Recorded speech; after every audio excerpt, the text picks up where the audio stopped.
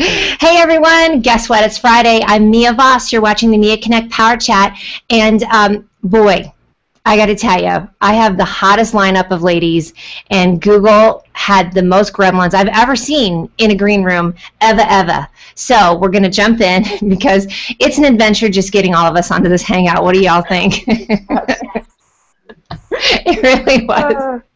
But it's going to be worth it, I promise you. I just posted on Facebook. I said, what do wine tours, food crawls, Breaking Bad, and ADA accessibility have in common? It's this girl with two thumbs right here and all these ladies, because each one of them have an adventure that has to do with that. So I'm excited to introduce them to you. However, you know what I'm going to get to first, and that is the backpack audience, because all y'all are out there waiting. I could hear the feet tapping.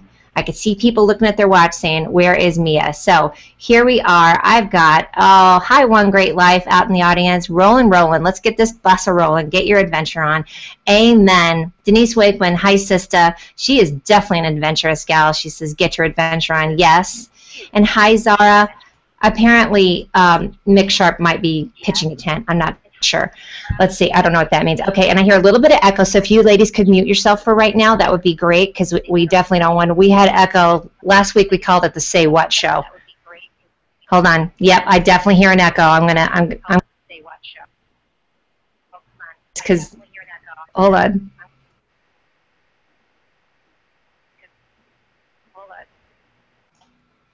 Okay, guys, so let's see what else we've got. We have, hi, David Henry Pipe, food, booze, and nibbles on a hobnob and slurps. Okay, ladies, please mute yourself because I'm still hearing an echo. Could all of you just make sure to mute yourself right now? Do you know how to do that at the top? No, I don't. Okay, I'm going to mute everybody until I can figure out who's got the echo. You guys remember this from last week, right? How fun that was. Okay, what else do we have? We've got Cheryl Deuce in the audience. Oh, and yes, Cheryl says we're going to miss you, Carmen. Absolutely. Sister Carmen couldn't make it with us today. Coach G out in the audience. You know what I love about Coach G is he even showed up for a fashion show last week. And he's a coach. How you like me now? Wayne is saying my mic is distorted, so how about that? Thank you, Brother Wayne. I love it when my folks pipe in. What else we got in here? Jean Allen. Lynn is saying hi to you, Jeannie. Noticed a poolside automatic chair at Solage, Napa Valley. Accessible, yes, and the stairs around the resort. So we're going to get into that too. But hi, Lynn. Thanks for coming in today as well. And let's see what else we have. And I hope everybody went and read those articles that I posted, because all of these ladies have something so fun going on. So I'm going to start with, let's see how everybody's feeling. I'm going to start with Miss Heather today because she came in. We chatted yesterday. We were having so much fun. Talking, I was looking at all the videos and the different stuff that you do. So, Heather, I'm going to start with you. I'm going to get my clapper out. Hang on one second, because I need to clap for you. Yay! Thank you. So we're going to go, ladies, on each of you and talk about what your adventures are, and I'd love to hear what it is that got you into that, because I think for each of you, there's something that, got you to say, I want to make this into something. So tell us about all the tastes of New York, and tell us what you do. Absolutely. First off, I had to say a big thank you to Mia. Thank you so much for inviting me. Had an amazing time when I met you a couple of months ago, and ladies, I'm really looking forward to speaking to you guys as well. Yay. So, all the tastes of New York. For anybody that has been to New York City, it is a very overwhelming place as far as food is concerned. I mean, literally, there are millions of people here, and all the cultures that are represented here, and their food appropriately so. And so we figured, what can we do to make it a fun, interesting way that's not overwhelming, and you can get to taste the different flavors of the neighborhood and be guided. So essentially, you would reach out to me. Typically, our tours our food crawls are a minimum of 8 people. And you say, you know what, Heather, I want to check out, like, say, the East Village or Hell's Kitchen or the Lower East Side. And I'll ask you what cuisines you'd want to try. And essentially, you would meet at one location for appetizers. Then we'll go to another location for the entree course and the third for dessert. And everything is 100% customizable. any dietary restrictions or allergies or whatever it is that you're looking for. We pride ourselves on customizing these events. So that's Oh it. my God, that sounds so fun. I can't even take it. Because, obviously from meeting myself and Chef Dennis that we love food and booze. So then you get me on a customized tour of that business, forget about it. Like, that just makes me so excited. And ladies in the panel too, feel free to pipe in if you have any questions for each of us about what we do. So tell me, what's your most popular area in New York? I would probably say by far the Lower East Side, and then the second runner-up would be the East Village. They're very trendy, very hip, very different. A lot of my clients are corporate. I do have a lot of bachelorette parties that I do. We do a lot of bachelorette food crawls. And then I do dating events as well. So it lends itself really well to dating events. Now, is that the large group, or is it just the couples? There's just one couple and you just tour them around? Large groups. Everything is a group. We do not, again, minimum of 8 people. So most of our groups average at around 20. That's about a good middle for corporate groups or bachelorette parties and for dating companies. And it's fun and it's interesting because unlike traditional dining, you're not sitting in the same place for 2 hours. You have to move. If you don't move, you don't eat. It's that simple. And, If you don't move, you don't eat. I love it. And we guide you along. You already saw the menu before as well. So there are no surprises. You know exactly what you're getting, but it's just, changing the ambiance, the energy, the mood. And again, we create exactly what it is that you're looking for. I love that. Ladies in the panel, do you have any comments for Heather? Any questions? And if you're, oh yes, Diana. Please. Hi. Yay, it's working. That's great. I had a question actually about the demographic, more kind of with regards to the age groups. What kind of, what do you see more of? Do you see more women or more of a male population going for these kind of experiences? Good question. So my demographic is definitely over 30. We are not by any means an inexpensive experience. It really is the equivalent to having dinner at a 3-star restaurant, for example, in New York City. It is not exorbitant, but it's definitely not cheap. And I think because of that, we price ourselves over 30 for the most part. Where corporations are concerned, I would probably say we get reached out to an even keel of men and women, but if I had to lean more, it would be on the female side, thus the bachelorette parties, which is the reason why they're so popular. But again, a lot of the corporations, we've had like insurance companies and investment bankers, we're all men, advertising agencies that were also all men. And again, they were taking out clients, and they wanted the opportunity to be able to speak to everybody easily without it being awkward and uncomfortable. And just because you have to move to go to each course, it did it naturally for them. So, yeah, it took out that prying, having to go up to the person, hi, I'm this person, naturally you walk. And then you have just different elements of the neighborhood to discuss as you're moving along, and you add. So it just keeps it all really super interesting. How fun is that? Think about just going through the neighborhoods too. So you're adding in not only the restaurant, but all that fun stuff that's around it, right? So you can, walk through the East Village, and then you see these different things. And, I'm loving too how the West Village. I love how they have that new elevated. It's not new, but the old elevated trail. Yes. Yes, that is pretty fabulous. I am actually doing a lot more tailored experiences as people reach out to me. And again, I really do pride myself on tailored experiences. So if there's a particular thing that you want that I don't necessarily offer, I am not opposed to tailoring it so that it meets your needs and you address exactly what it is that you're looking for. We've got a couple of fun comments in the audience too. Denise says, "That's why I run. I run to eat, so I love. I don't move, so I don't eat." I love that. So she's into that. Wayne Nix, honey, he's so sweet. You gals are beautiful. Echo, who cares? He gets to hear us twice. So you gotta love the audience. Kim Baldman says, "Customized food crawl, dream vacation." It's what I thought when I read about when I heard about what you were doing too. So, but I'm loving, and oh, my brother Dustin's in the office. Hey. And then we have food, wine, and scooters from Adam. This could turn into one hell of an off-road adventure. Bad crap adventures. So true. Did anybody, and I'm going to go through real quick just because we're jumping in. And so we do have Diana is with Winerist. Mm-hmm. We have Jackie with Breaking Bad Tours. Hi, Jackie.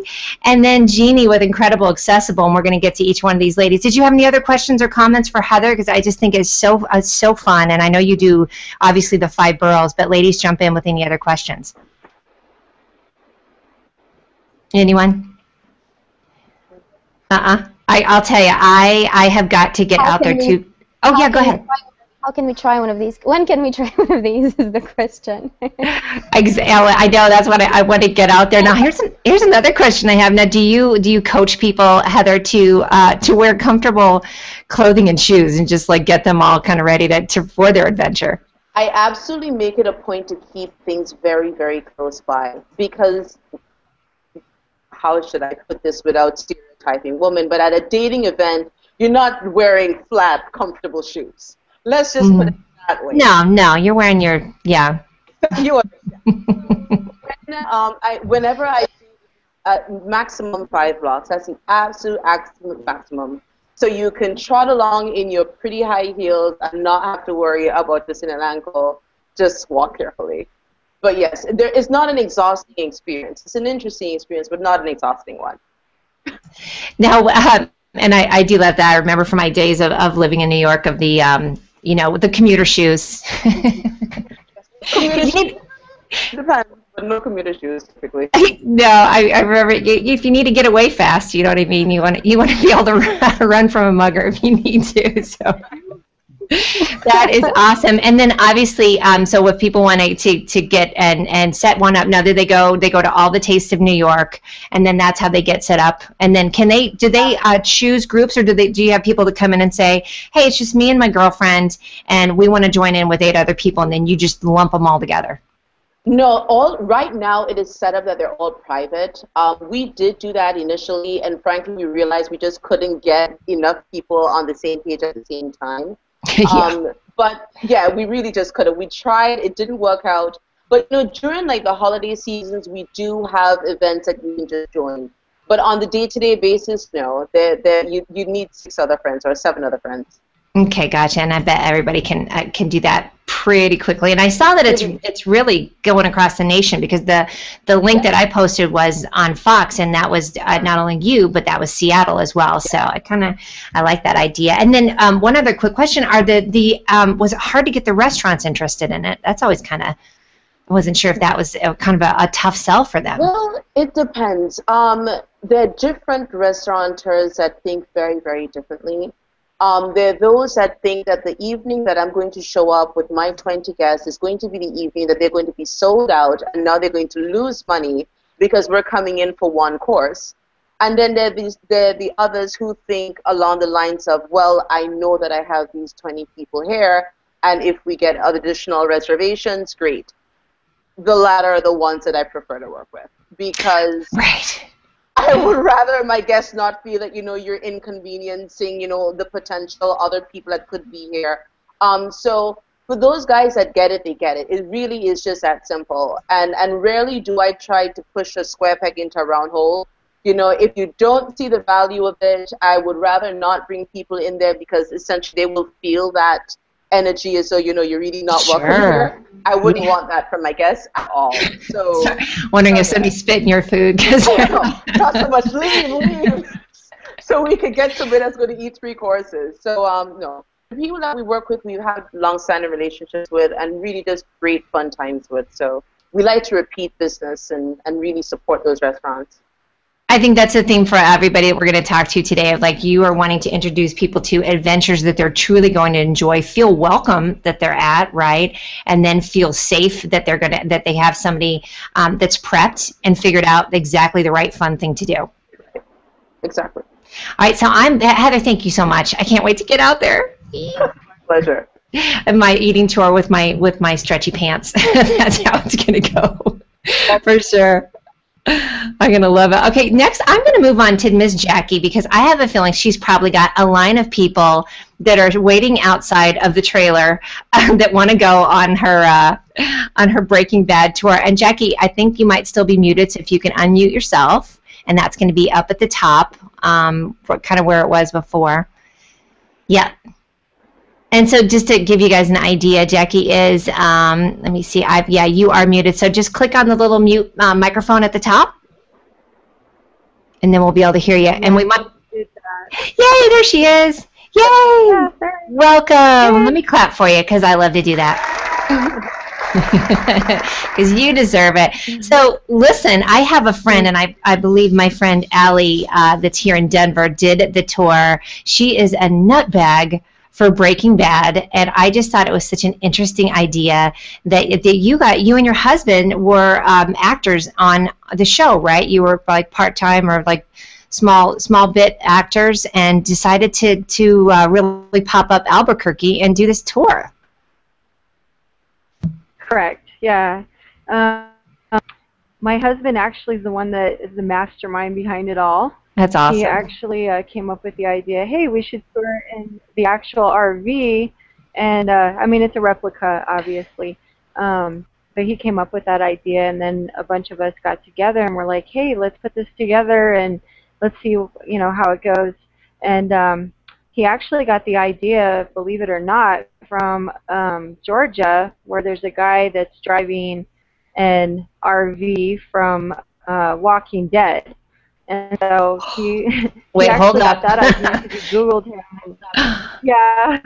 Like Dale's RV from The Walking Dead? That's brilliant. Yeah, it's from like the first or second season that they had the original RV there. And so this guy's actually out there doing tours as well. And we're like, hey, this would be awesome for Albuquerque, since, we have like a Breaking Bad economy here as it is. So it's pretty interesting. Yeah, we had a Breaking Bad bill here not too long ago, and with that, I mean, it was 2 years ago that they came up with that, so now there's a Breaking Bad economy here, believe it or not. It's brought in almost 30 film productions here in Albuquerque, so the film industry is just getting huge. This is like the new Hollywood, I guess, if you could say. So too funny. Yeah, so people are just going nuts. I mean, we're filled on every tour that we have, and before we could fit 9 to 10 people, now we can actually fit up to 13 or 14, depending on weight and average of people. Just depends. But usually we get about 13 people, and we've been packed on every tour. And people are banging on our door, and they want to do like a second tour. Well, we can't do that right now, so we just limited to 1 tour a day. I think that is so clever. I love it. Now, were you guys? Of course, you look at this question. You knew it was coming. The Breaking Bad candy, blue candy. They want to know if you guys are offering that too. For those of you who watch the show, you'll know what they're talking about. Yeah, we give a free little baggie to all of our customer passengers that ride with. And I do tell them it is cotton candy, not the real thing, okay?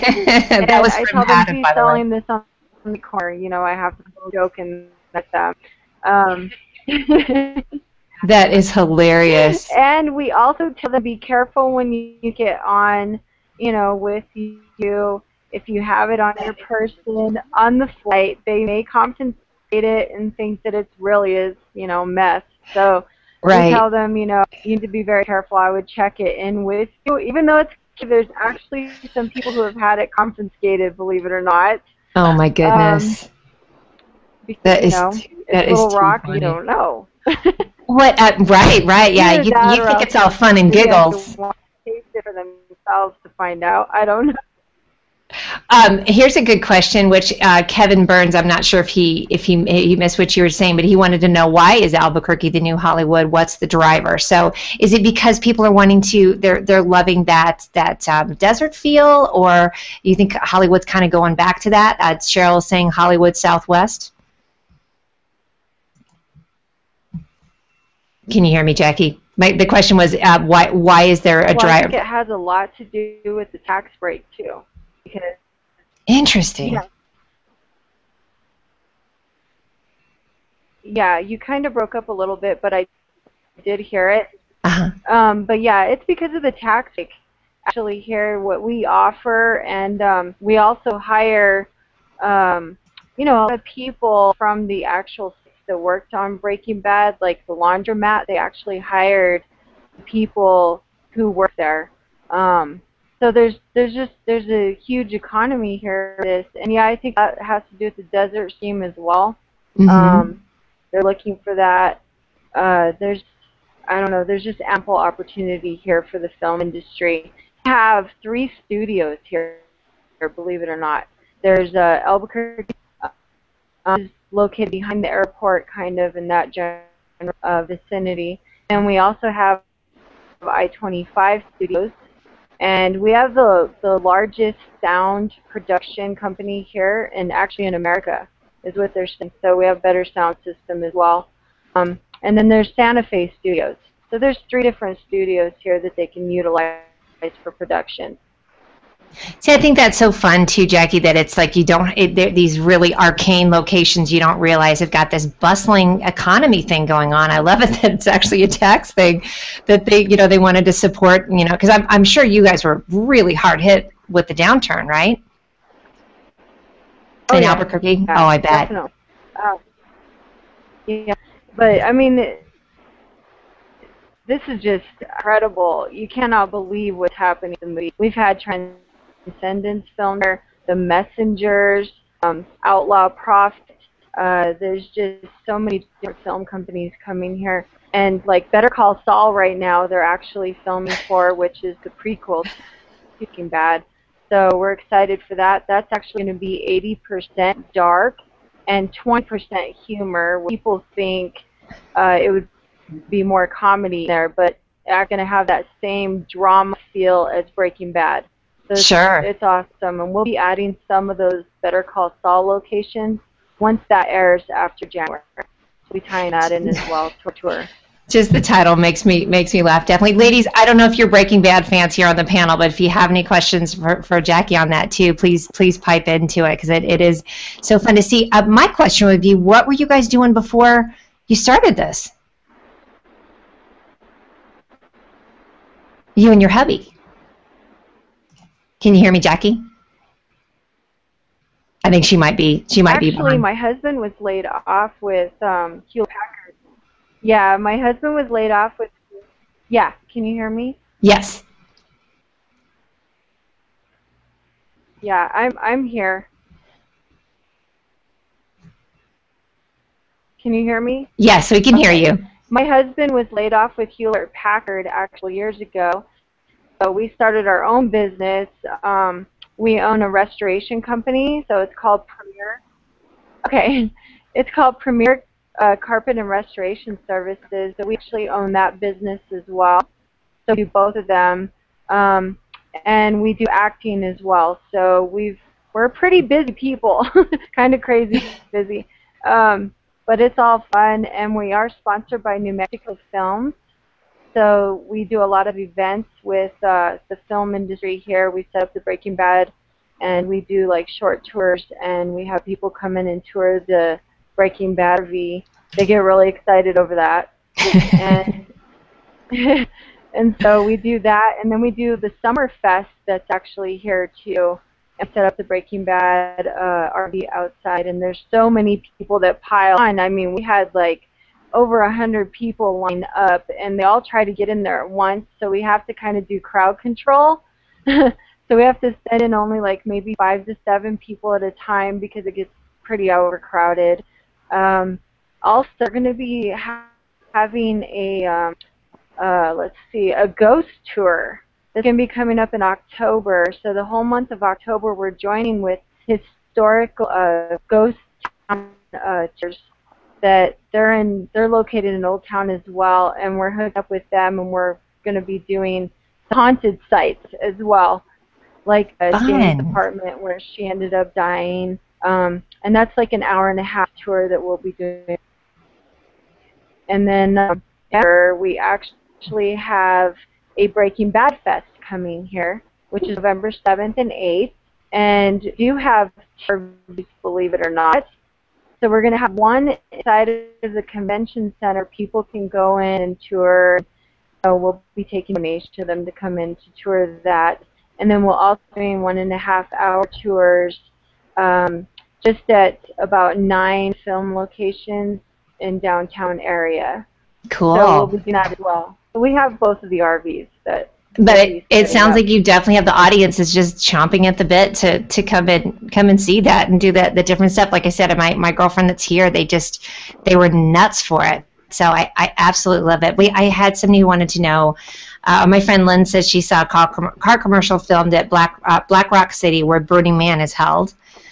So she's loving the desert scenes. And then somebody wanted to know who's actually. So you're actually getting people in and then driving them around in the RV, right? Correct. Right. Correct. That sounds so fun. 3.5 hours. It's a 3.5-hour tour, and we go to over 20 locations, actually. How fun. Some locations. You know, it was a good reminder when I was doing research on this and then reading the article that I posted was that I forgot about that it was on FX, and then FX foolishly canceled it, and then Netflix picks it up. I mean, Netflix is just the it for me because I get to watch all these different things and I'm loving, and I forgot that they picked it up, and that's how a lot of people got to see it again. So smart move on their part. Right. I love it. Oh yeah, and I mean it is a huge UK. The UK right now is blowing up. I mean just nationwide. People are coming from all over. We got people from Austria, Australia, Rome, Spain, Puerto Rico. There's so many people. This is just Costa Rica. It's incredible. And I think that's because of Netflix. That we're getting. If they would have kept it on FX, these people wouldn't have seen it. And in fact, the article that I posted was actually from. Cut out. I said I think it's because if they kept it on FX, if it's on Netflix now, it's kind of across the world. So that's where you're getting all these people. I just love how exciting it is that. I hear you for some reason. Can everybody else hear me? Okay. I can hear you. Okay, I think it might be your connection, Jackie, but I was just going to tell the audience. I can't hear your voice anymore. Okay, well, okay, I think we might have to drop out, though, but I think it is exciting that she's getting all these different people coming, don't you ladies think, that they're getting all this business? Yes. Yeah, I think what you said about Netflix is actually spot on. That was such a nice marketing trick on their part. So I think your volume went. Okay, Jackie, we're going to have you jump out, sweetie, because I think you can't hear us anymore. So we're going to have you jump out. Uh-oh. That's what you get when we're broadcasting from an RV, right, ladies? I've done a show from a car before too, and we couldn't hear anybody. Oh, that's okay. I'm going to go ahead and mute her, you guys. Thank you, Diana. That's a great point, though. You're right of it being from that it's going across the world now, right? Yeah, 100%. Say that again. Can you ladies hear me? Last week it was. I can hear you just fine, but I think there's a delay with everybody else. So. I think so. I think so too. So, have you watched the show, Diana? I'm going to ask you that since you're in England. Yes, I have. We do use Netflix a lot here as well, so we're very fortunate. But as you probably know, everybody went completely crazy for it not very long ago, and all of a sudden everybody was talking about it. So it was impossible to not watch it.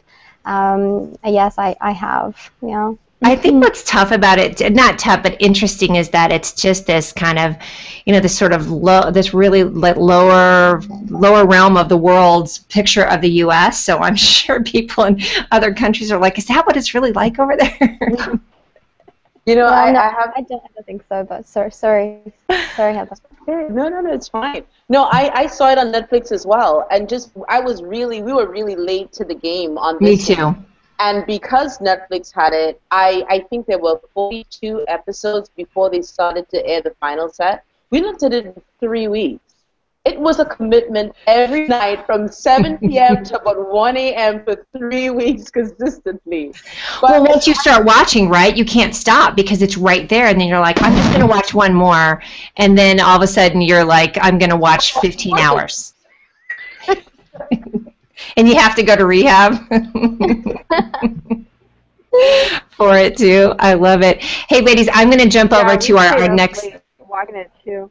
Did you really? Yeah, watching it. Well, that's how I was with Breaking Bad, although I think I told you, your husband yesterday, I haven't made it all the way through Breaking Bad, but that's how I was. Well, when Orange is the New Black came out, forget it. I watched the entire first season. Have you ladies watched that at all, the Orange is the New Black? I've got it on order. Oh, it's good. It is good stuff. I haven't seen it yet. Oh, it's so unusual. What I'm loving about it is the fact that that for women you've got every race, color, creed, gender. You've got the guy, and they've all been nominated for Emmys, which is pretty exciting too. I don't know if you guys have seen that. I have seen. Which is just very exciting. So listen, I'm going to jump over to Miss Jeannie real quick. We are going to keep mixing it up because we've got every different thing you can imagine. So Jeannie was introduced to me this week through our girl, Lynn Abate Johnson. I have really been thinking about, I watched Sarah Hill talk the other day about veterans, and it's been something I've really been interested in, of course, being in construction with ADA, which is the Americans with Disabilities Act, and accessibility. And then all of a sudden I hear about Jeannie and what she's doing, and I lost my mind because you are doing the best stuff ever. I'm going to clap for you. So I'm just going to let you tell everybody it's incredible, accessible, and you've got such an amazing story, and you're doing really, really cool stuff. So tell us about you and what you're doing. Okay, so you can hear me? Yes, we can. Yes, ma'am. Well, how I got started, I have MS, and I've had MS for almost 30 years, and my mobility issues started about 15 years ago. And once the mobility issues kicked in, it really became a different story for me. I initially was using a cane, and then a walker, and then a scooter. And once I started using a scooter, we went to Chicago a few years ago, and it was the first time that I was going to be on a scooter in a new city that I didn't know about, and my husband was going to be at a conference, and I was going to be in Chicago by myself trying to have a good time, and I didn't want to have surprises. So I did a lot of research on the internet, and I found out that there's just not that much information out there about if you're going to a place that you haven't been before, finding out what's accessible, the tricks of getting around in the city. And so I did a lot of research, and by the time we got there, I had it all figured out. I was on my own for a couple of days, and I did not have any bad surprises. I didn't get myself in trouble. And and at the end of the week, I had this itinerary that's like, wow, I need to share this with somebody. Like, I put a lot of work into this. Does anybody want this accessible itinerary? But of course, right, to give to anybody. So every trip that we took thereafter, it was the same thing. I did a lot of research, found out that there's not a lot of information that's all pulled together on the internet, and I would have these itineraries. And finally, I decided that it's time to share. So the past few months, I've really been working on this to figure out how I want to share. And what I'm doing right now is I'm focusing on my own hometown, which is Sonoma, California.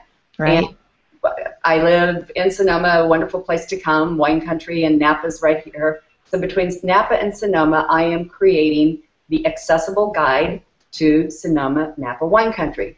And I'm going to the restaurants and the wineries and the hotels and the shops and all of the places of interest, and finding out what the accessibility looks like, taking photographs. One of the things that when you read about something that is accessible, that word accessible is such a general term, and it doesn't work for everybody.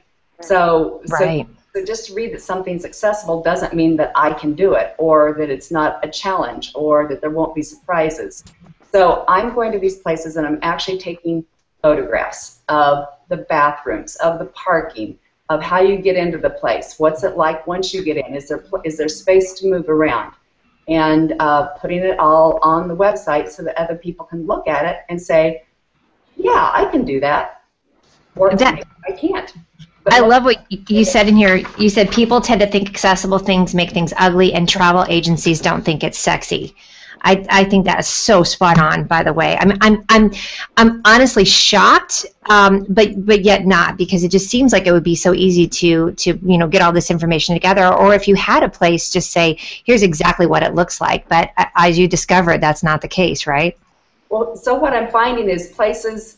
I mentioned to you yesterday when I was talking with you that that places that are accessible aren't including it in their website. They're not using it as a marketing tool. Right. You know, across the country, we've spent millions of dollars making things ADA accessible, Mm-hmm. and then nobody tells the public that they've done it. Sure. And when I've asked people about that, they say, well, I didn't think about it. It's just I made, you know, we did the ADA upgrades, and that was it. I didn't think that I had to tell anybody about it. But there's Sure. some places that aren't accessible, or that their accessibility is maybe not as good as it should be. So Mm-hmm. that the business is accessible. It's just in their best interest to market it and let us know, the people who want to use it, that it is accessible.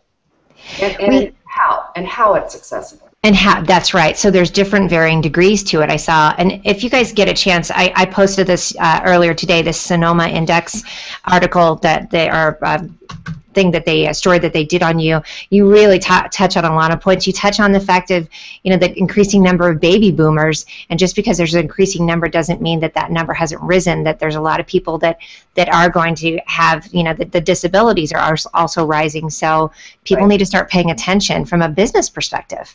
Absolutely, and the, you know, disabilities is a tricky word, because people don't like to admit that we have disabilities, and I've had my disability for a long time, and it takes a while to embrace it, or even, you know, maybe you don't even call it a disability.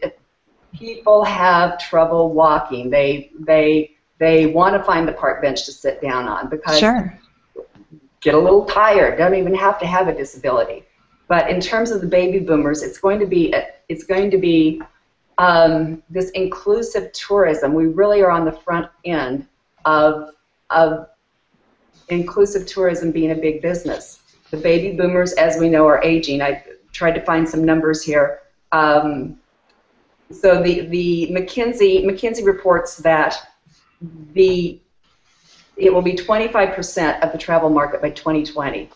25% of the travel market are going to be looking for places that have ramps and bars and elevators. And the travel industry really isn't paying attention to that. Crazy. Can I tell you a quick story? I was telling you yesterday about my friend Stuart. Hey, Stuart, Marcy. And I didn't tell you the story, but we actually had it. We had went to a new restaurant here in Denver, and it was in the basement. Or we went down to the basement, so we took the elevator down. Well, the elevator is part of this office building.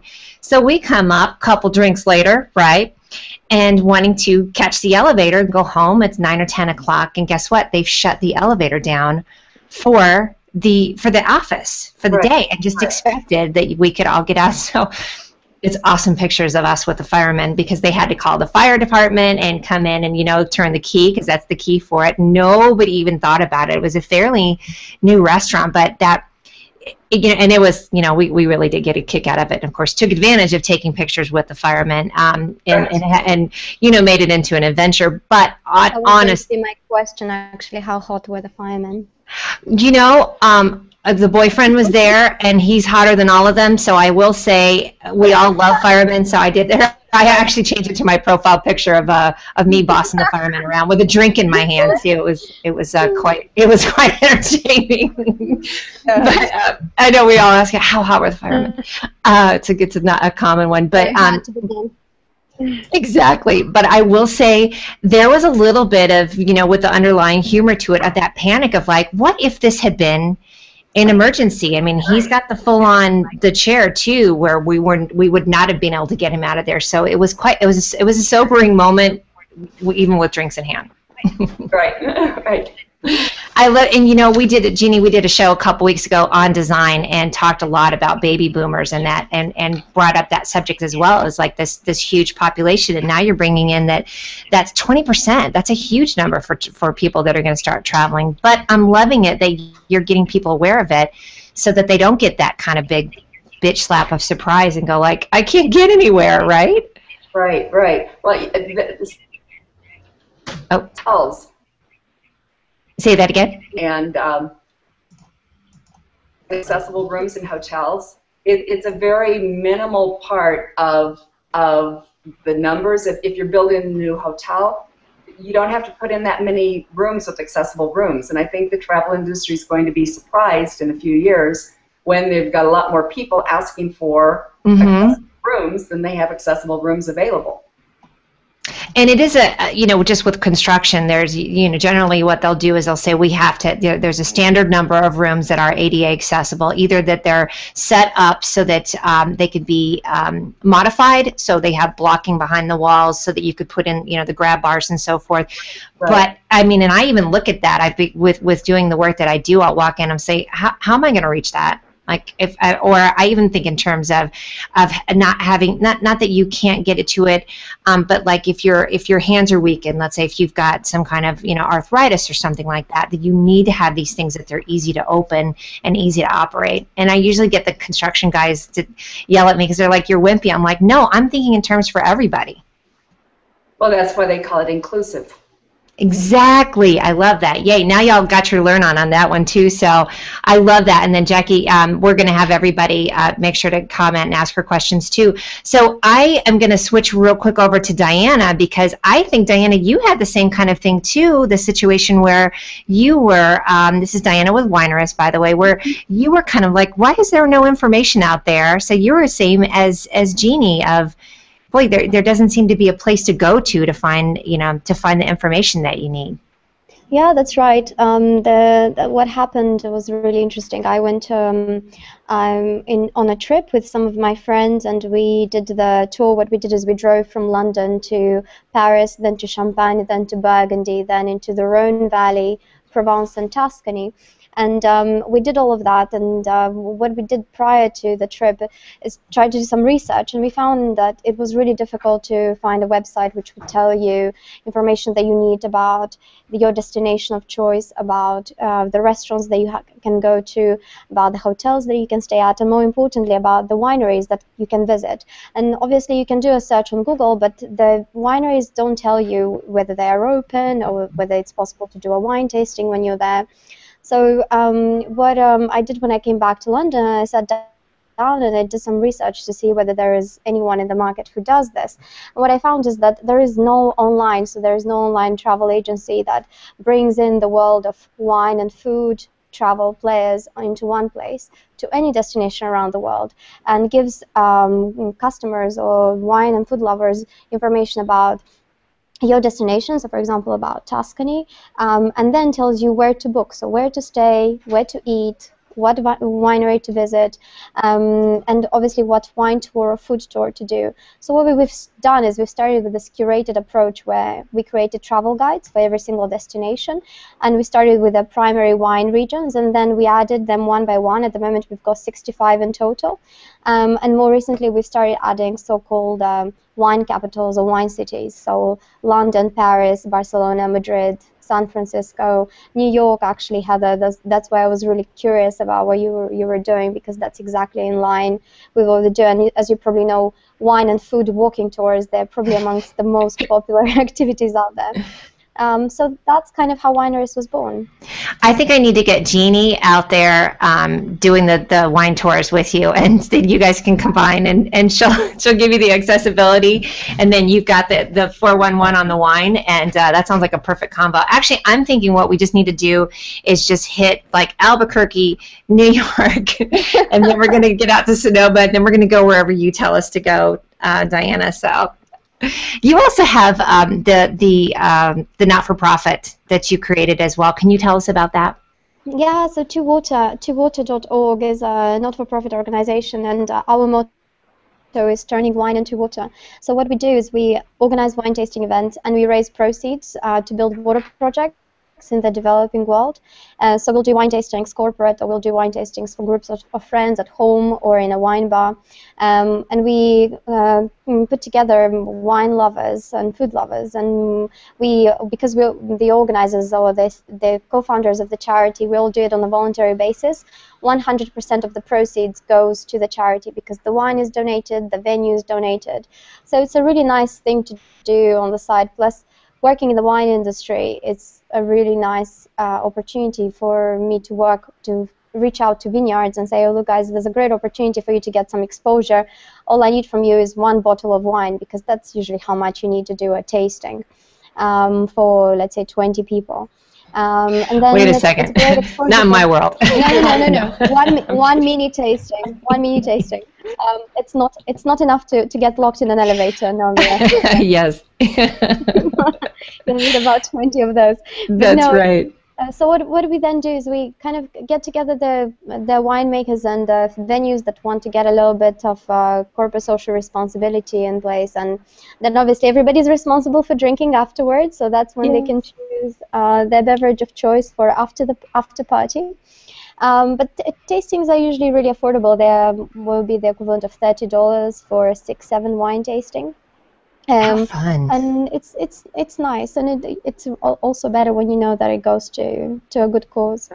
But what we found, generally, not just in London, and we are a London-based company, but at the moment 50% of our traffic comes from the US, and our consumers primarily come from the US, and that's very natural because obviously the US wine and food travel market is huge.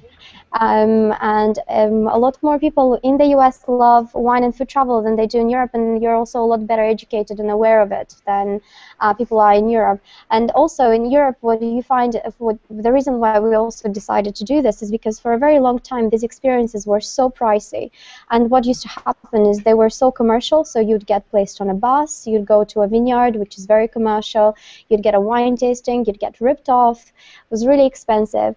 What we are doing with Winearist is you can choose from experiences that are very authentic. You can have lunch with a winemaker. You can have a private wine tasting at the vineyard. The wineries are amongst the best. They are very boutique. The food tours are extremely unique. You get to cook with a local mom, for example, and it doesn't cost you much. So what we've done is we've pretty much taken out the competition in the sense that we've become very competitive on price, and we said, look, this is what we need to do. We need to keep prices fair, and we need to make wine and food travel affordable to all age groups and all kind of income brackets. So if you go to the website, you'll see that there are tours for £30 and also €30, and there are tours which are, €200. How fun, because I think then you're really bringing community together. Exactly. You're like you said, they're going to get these different experiences, and I think a lot of us have probably been through that. If you've been on any of these kind of canned vacations, that you do get, that sort of cattle call, go through the wine tour, and you have no way of knowing if they're not just pouring like Gallo wine into a bottle in the back and serving it to you. I'd still drink it. But I love that. I think it's fun to see that you've come up with all these different ideas. Was it hard to get people on board? Just like the question I was asking Heather before, same thing. Was it hard to kind of get people on board, or were they just excited to see this avenue, this, you putting together this whole package, and now they have to do is step into it? I think what is the hardest part is to educate customers in terms of understanding that they don't have to get a package made for them, that they can browse the website and find the package for them with a price range that is right for them, and then book it online rather than have the traditional agency communication where you go back and forth until you find your ideal case scenario. So what we've tried to do is on the website there are options which fit in with pretty much any kind of client expectation. So when you go to Tuscany, there are tours which will appeal probably to a person who puts in an inquiry for a package and a person who puts in an inquiry for a different package. So we are trying to build an online business in the sense that it is a package, but you don't have to waste time. You don't have to go back and forth. You can book it easily online. Right. It's all reviewed. It's tried and tested. There are customer experiences and reviews on there. So the aim is to make you happy with once you've come on the landing page and take you straight to the booking process. And that is winearist.com, correct? Yes, that's winearist.com. Okay, Yeah. and then real quick, Lynn just asked what the name of the wine to water. What is that called as well? That's 2 as in numerical 2, water as in drinking water.org. Love it. I'm going to put it in there right now too.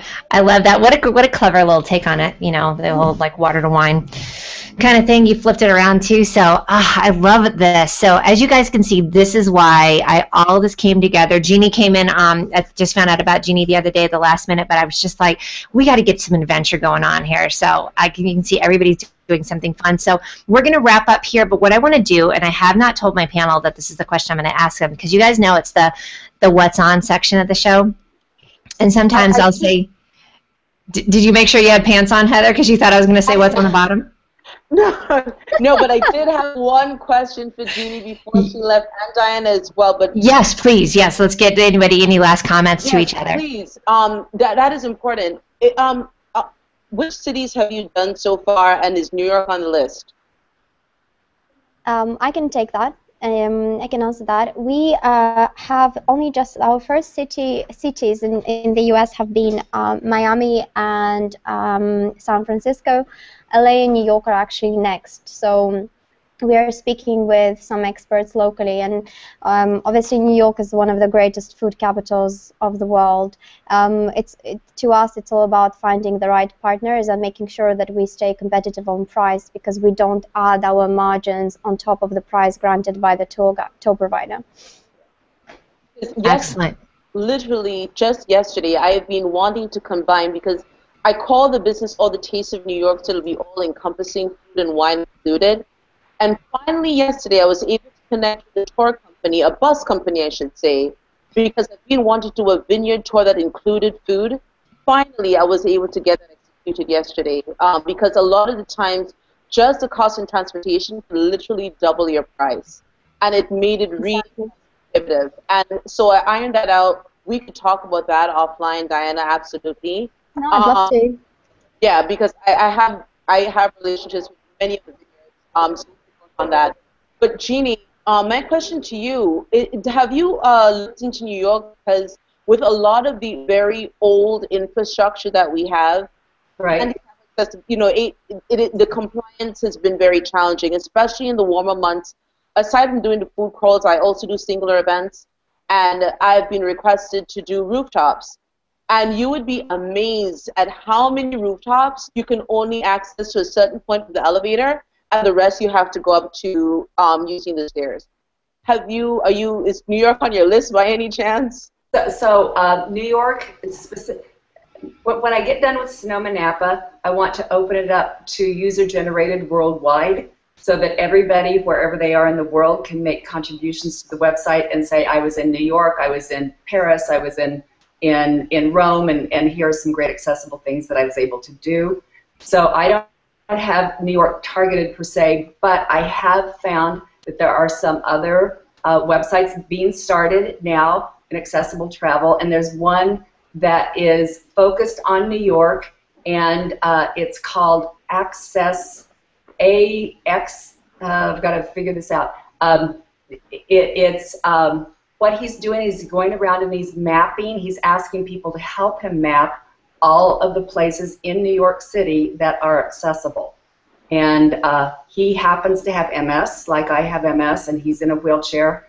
And it's AXS.com. And yeah, check it out. And he is focusing on New York City. Awesome. Because, I mean, we get like 33 million visitors to New York City a year. So I'm sure this is coming up quite a lot. So thank you for that. Yes. And I think too that that's isolating when people go through that. Unfortunately, that if they don't want to say, who are they going to talk to say I couldn't get around, they just kind of suffer silently. So it sounds like you're starting a trend, which is fantastic. So, and we just lost Jackie, unfortunately, but we're going to wrap it up here real quick. Great questions, by the way. I love that. So, two things I want to know. Usually I do what's on, so I want to know what's on your bucket list and what you're bat crap crazy about. So each of you just go through real quick for me, since you guys are things that are on people's bucket list. So tell me what's on your bucket list. What do you want to mark off, and then what you're bat crap crazy about. And bat crap crazy can be anything: person, place, or thing, dog, cat, wine, blue candy, anything. I want to do some incredible accessible things around the world. And I'm finding, as I do some internet research, that there are some incredible things. There are, in South Africa, you can take a safari that is all accessible. In Greece, you can go to the top of the Parthenon on a lift if you give them 48 hours notice. Wow. In Sonoma, California, in our county, not in our city, but in the county, in the city of Windsor, there is it is the first accessible hot air balloon ride in the United States, where instead of having to crawl over the basket to get in and having to stand for an hour while you're in the air, it's a door. You roll in a wheelchair, they lock you down, and there's plexiglass that you can look out the hot flying. So I wanted to find all of these accessible, incredible things around the world, things that you didn't think would be accessible, that I get to do anyway, that I get to take a safari, that I get to take a hot air balloon ride. I love it. To find them all, to find the incredible ones. I almost feel like the bucket list can be your back crab crazy too. So, because it's like, can you imagine if you got to do that? Do you have one thing you're back crab crazy about? Me? Mm-hmm. I love being in the sky. I love helicopters. I love hot air balloons. I want a zip line. I want to find a zip line that's accessible. Okay, everybody out there, this is how we GSD. We get stuff done as we put stuff out to the universe. We put it out on YouTube, and somebody's going to know something about something for that. So I love it. So Jeannie Allen, thank you so much. Everybody go to incredibleaccessible.com and go break off a piece of that, because it just is so much fun. And make sure to read that article too. All right, Heather, what's a bucket list item, and what are you back crab crazy about? So obviously I'm in this business because I happen to love food and wine, but I'm also a mega lover of cocktails.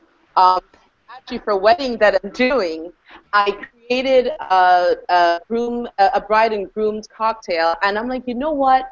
It was so original. I don't even know where I pulled these items out of, but I managed to get them somewhere. And my bucket list is really to be able to create a cocktail book, all with original recipes that are, unique to me in some way, shape, or form. So yes, it's a story. I love that. Storybook cocktail book. I hope you'll keep everybody else that reads it happy too. I love that. And what are you back crab crazy about? Definitely about that food and wine experience that I put together yesterday. It really was 2 years in the making. Excellent. 2 years. It's finally yesterday. So I am beyond thrilled about that. It's going to be on my website soon. Now I have to share that with the world. And Diana. Yes, I love it. With you, for sure. I can't wait to get out there too. And we need to go to allthetasteofnewyork.com. Is that right? Absolutely. That's fun. Listen, and some of these ladies are kind of new to the plus, so I want to see some circle love going on for everybody here, so please get some circle going. And finally, we have Miss Diana. What's on your bucket list? Because you are a bucket list item, your business, and then what are you back crab crazy about? Well, on my list at the moment is to get to grow Winerist, actually, I think, to the largest marketplace for wine and food lovers. And what I mean by that, the most authentic, most off-the-beaten-track experiences. And also to try, I've been hearing about truffle hunting so much now. That's definitely on my list. Truffles and dogs are probably two of my favorite things, so I would love to do a truffle hunting experience in the next couple of months. That's more on a micro scale. What am I crazy about? I'm actually crazy about travel, but really experiential travel.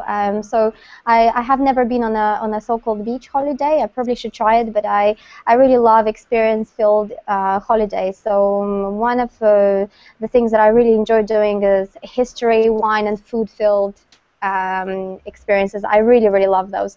That and Shiba Inus, which is a breed of a dog, which is extremely cute. It looks a bit like a husky, but a smaller version.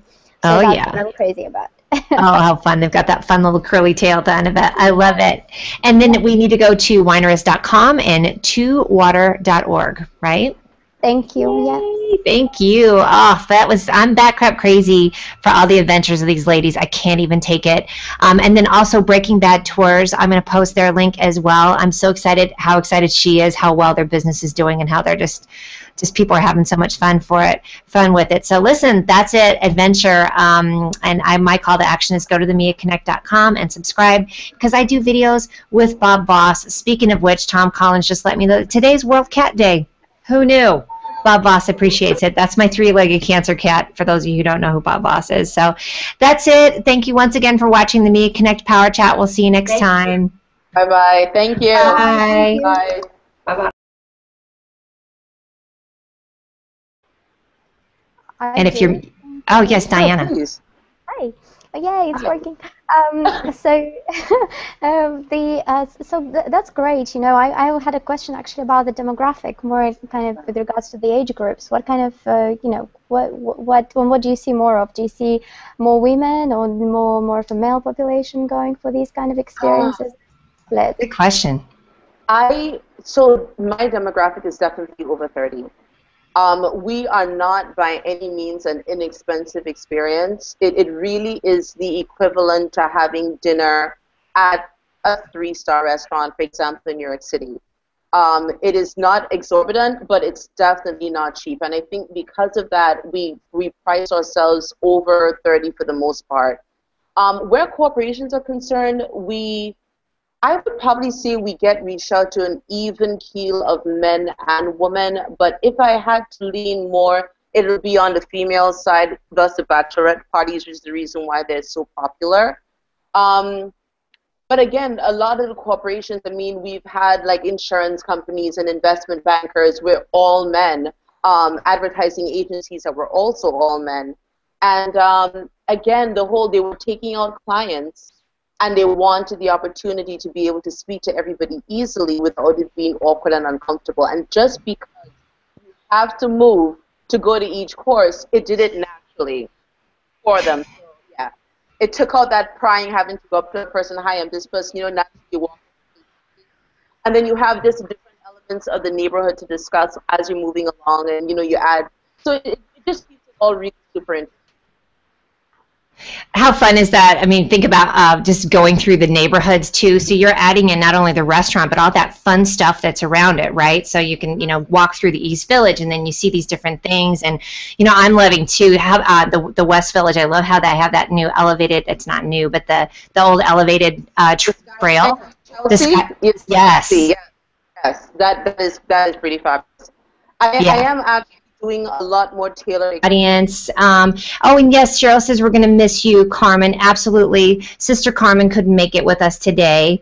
Coach G out in the audience. You know what I love about Coach G is he even showed up for a fashion show last week, and he's a coach. How you like me now?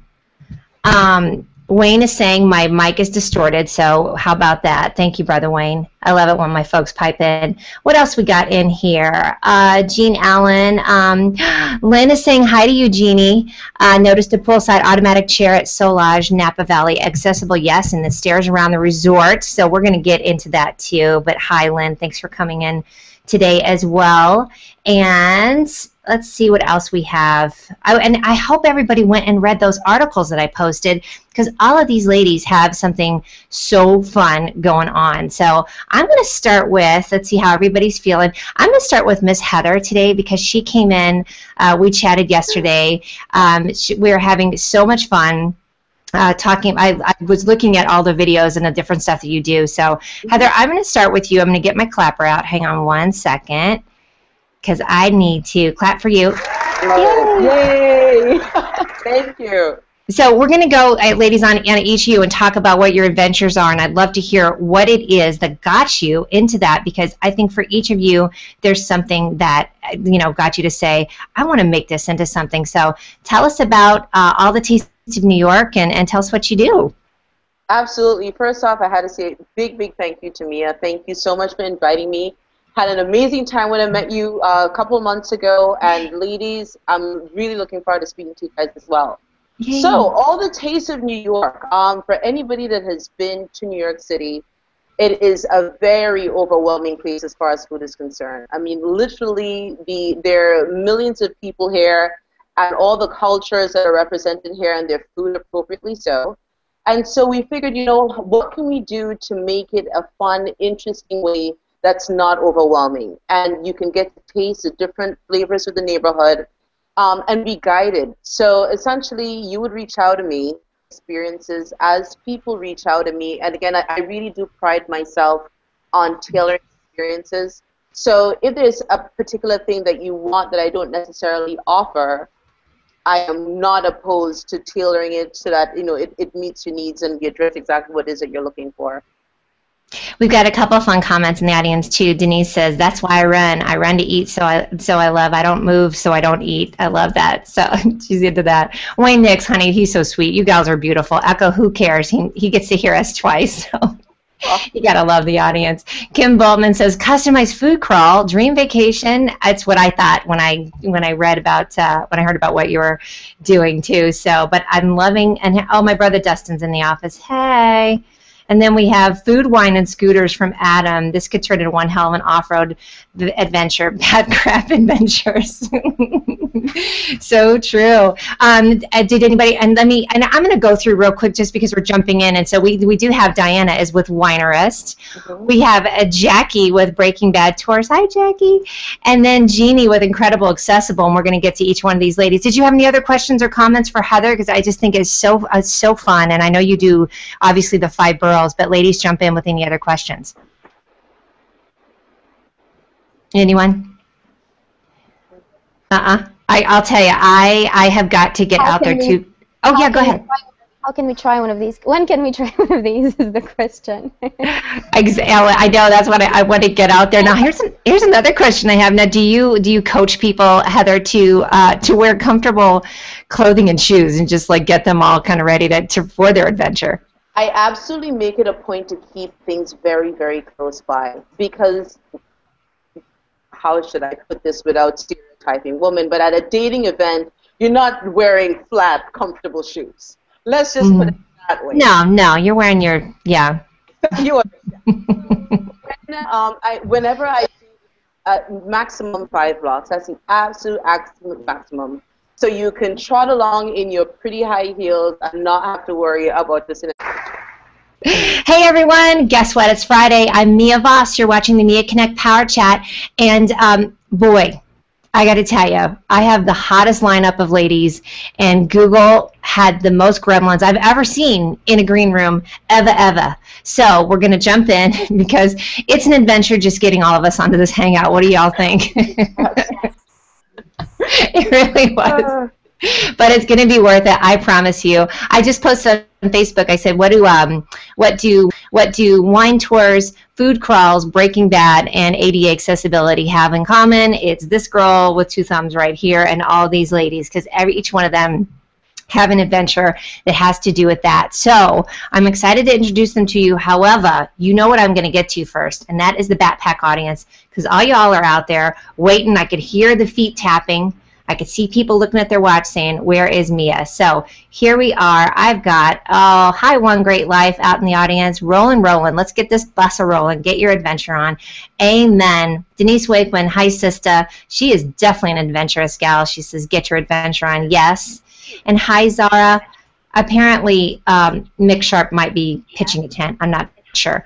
Let's see. I don't know what that means. Okay, and I hear a little bit of echo, so if you ladies could mute yourself for right now, that would be great, because we definitely don't want to. We had echo. Last week we called it the Say What Show. Hold on. Yep, I definitely hear an echo. I'm Say What Show. Because, hold on.